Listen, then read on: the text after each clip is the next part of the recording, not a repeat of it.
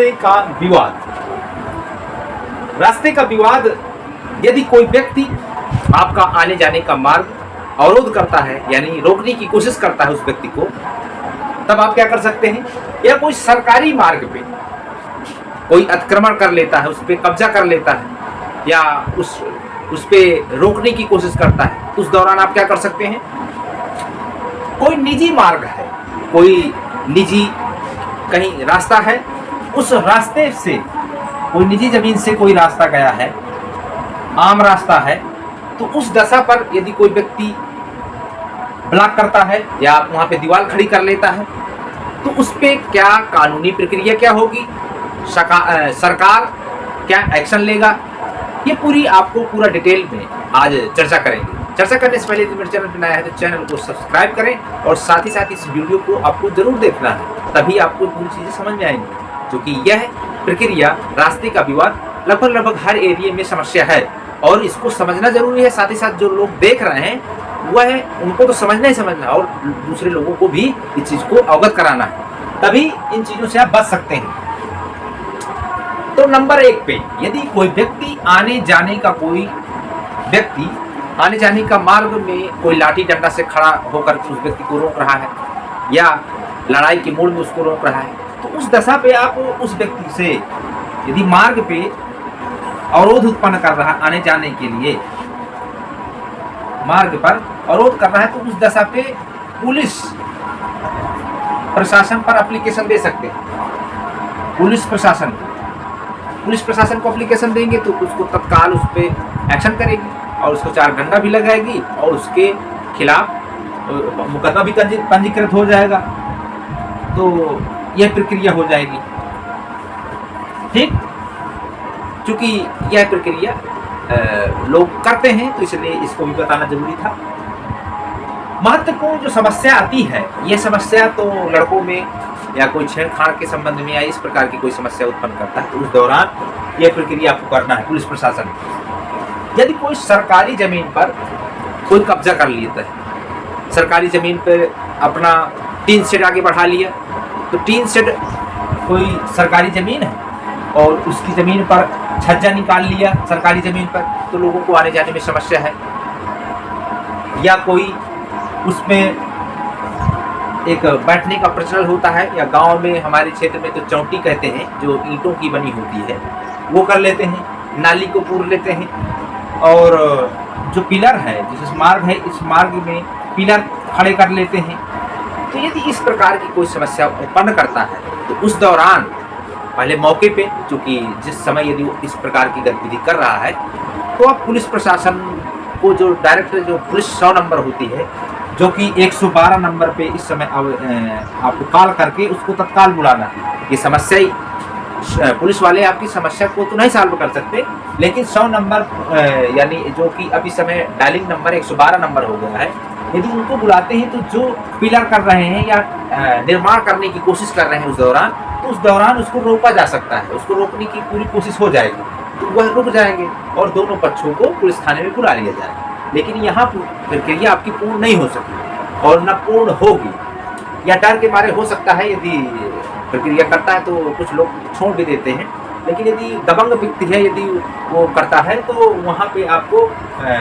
कानूनी रूप से जानना जरूरी है। जो कि कानूनी प्रक्रिया रहती है कि आप एसडीएम के पास जाकर के, एसडीएम की, चूँकि सरकारी मार्ग पर यदि कोई व्यक्ति अवरोध कर रहा है, उस दशा पे बता रहे हैं, उस दशा पे आप एसडीएम के पास जाकर के प्रार्थना पत्र, जो कि उसमें स्पष्ट सब्जेक्ट के रूप में लिखा रहना चाहिए कि सरकारी मार्ग में अवरोध करने के संबंध में, तो उस पर पूरा खाका लिख देना है, उस पर पूरा डिटेल लिख देना है और डिटेल देने के बाद प्रार्थना पत्र सौंप देना है।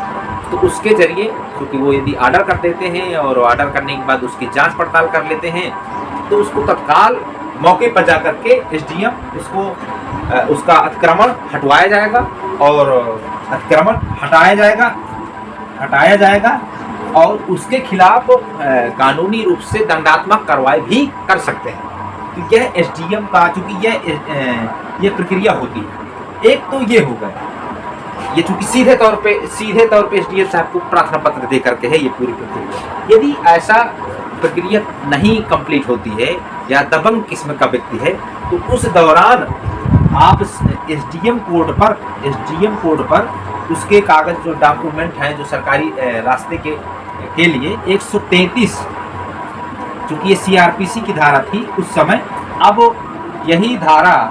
BNSS यानी भारतीय नागरिक सुरक्षा के तहत 152 कर दी गई है। उसके तहत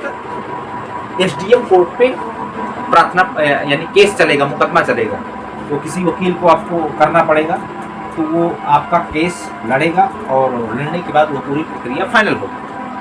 तो यह सरकारी सिस्टम के लिए प्रक्रिया फॉलो की जाती है। यदि आपका एसडीएम भी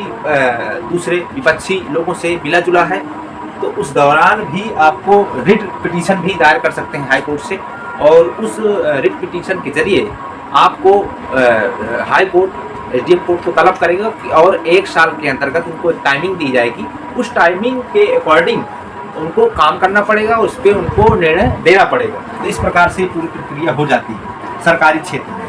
अब जैसे कोई निजी क्षेत्र है, निजी कोई जमीन है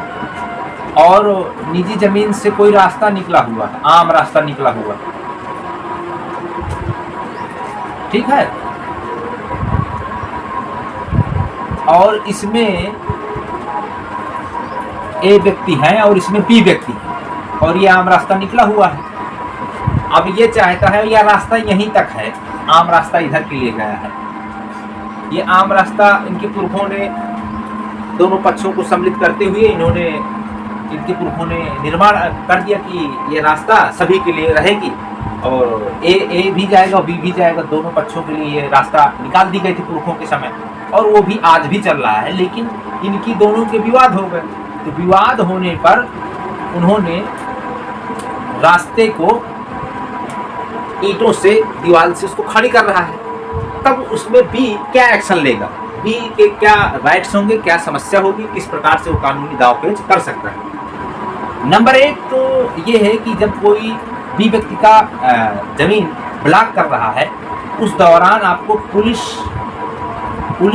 112 में डायल करना है, ताकि उसका अवरोध, यदि ऐसा तुरंत कार्रवाई कर रहा है तो मौके पे जाकर के उस रास्ते को ब्लॉक करने से वो रोक सकता है, इसके जरिए, पुलिस प्रशासन के जरिए। नंबर 2, एसडीएम कोर्ट पर भी जाकर के प्रार्थना पत्र दे सकता है और यहाँ केस भी चला सकता है, यहाँ से भी मामला हल हो सकता है। नंबर 3,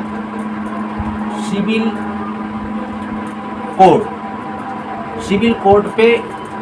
जो कि सिविल कोर्ट पे ये होता है सूखा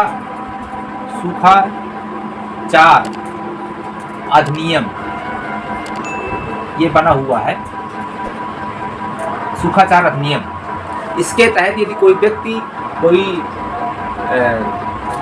पुरखों ने उस चीज को रास्ता दिया है और वह आज कोई यदि व्यक्ति उसके रास्ते को अवरोध करता है, यानी उसके सुख को वांछित कर रहे हैं, उसको रोक रहे हैं, उसको आने जाने मार्ग से उसको रोकने की कोशिश की जा रही है, तो वहाँ सूखा 4 अधिनियम के तहत सिविल कोर्ट में वाद दायरा होगा, जिसके तहत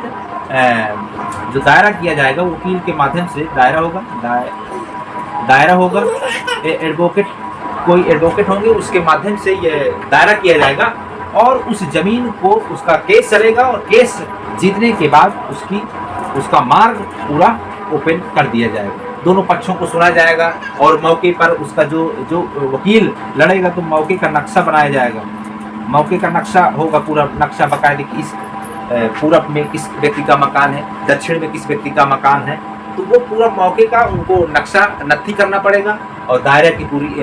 वाद दायरा पूरा किया जाएगा, जो उसमें ड्राफ्टिंग की जाएगी। ड्राफ्टिंग करने के बाद सिविल कोर्ट पे प्रोसीजर चालू हो जाएगा और विपक्ष पार्टियों को सम्मन नोटिस चला जाएगा। तो उनकी जब सम्मन नोटिस पहुंचेगा तो विपक्ष पार्टी वैसे भी धराशायी हो जाती है, क्योंकि ये सोचते हैं कि यार ये तो लंबा काम कर दिया, सिविल कोर्ट में घसीट लिया, तो उनका भी पैसा खर्च होगा और प्लस आपका तो पैसा खर्च ही हो रहा है, यानी कि बी पार्टी का तो पैसा खर्च ही हो रहा है, लेकिन ए पार्टी का भी पैसा खर्चा होना शुरू हो जाएगा। और आपके, क्योंकि ज़्यादातर मामले ऐसे हमको देखने को मिलते हैं और ऐसे मामले आते हैं तो सूखाचार अधिनियम के तहत उस व्यक्ति को, जो कि पुरखों से उस जमीन का, उस रास्ते का उनको ये सुख मिला हुआ है, उस सूखाचार को नहीं रोका जा सकता है, नहीं डिस्टर्ब किया जा सकता है। तो आपके फेवर में मुकदमा आ जाता है और आपकी डिग्री बन जाती है और आपको पूरा खोलने का और आपका विधान पूरा आपके फेवर में कर दिया जाता है। या उसके पक्ष के भी वकील, उनके पक्ष के वकील भी दोनों के साथ और सारी चीज़ें देंगे। तो इस प्रकार से यदि पूरी प्रक्रिया होती है तो आपका सूखाचार के अधिनियम के तहत सिविल कोर्ट में दायरा करते हैं तो आपके फेवर में होगा, वह रास्ता खुलवाया जाएगा और आपको रास्ता हमेशा के लिए दिया जाएगा। तो इस प्रकार से हमने आपको बताने की कोशिश की है। और यदि किसी के प्रकार का कोई डाउट है तो नीचे कमेंट ऑन है, वहाँ पे आप जाकर के मुझसे कमेंट कर सकते हैं। कोई समस्या है तो मुझसे, यदि पर्सनल कोई समस्या है तो यदि मुझसे जुड़ना चाहते हैं तो मेरे व्हाट्सएप ग्रुप है और व्हाट्सएप ग्रुप पर मुझसे कनेक्ट हो सकते हैं और व्हाट्सएप चैनल भी है। वहाँ पे जाकर के नीचे डिस्क्रिप्शन पे वो सारे सोशल लिंक्स दिए गए हैं, जिसमें फेसबुक ग्रुप भी है, आपका इंस्टाग्राम भी है, टेलीनार भी है, टेलीग्राम, जो कि उसमें भी मुझसे पर्सनल कंटेंट में डालता रहता हूँ, तो वहाँ जाकर के मुझसे कनेक्ट हो सकते हैं। जिस प्रकार से हमने आपको बताने की कोशिश की है, यदि आपके फेवर में, यदि आपको ऐसा लगता है कि इस प्रकार की समस्या आपके क्षेत्र में है या आपके गाँव में है या आपके खुद जो आप पीड़ित हैं, तो इस प्रकार की समस्या, तो आप इस प्रकार से प्रक्रिया करते हुए आप उस रास्ते को निकाल सकते हैं। या सरकारी रास्ता है तो सरकारी रास्ता के लिए भी मैंने आपको पूरा सिस्टम बताया, और आपका निजी कोई निजी ज़मीन से कोई आम रास्ता है तो उसके लिए भी मैंने बताया। चलिए अगले वीडियो मिलते हैं। जय हिंद, जय भारत।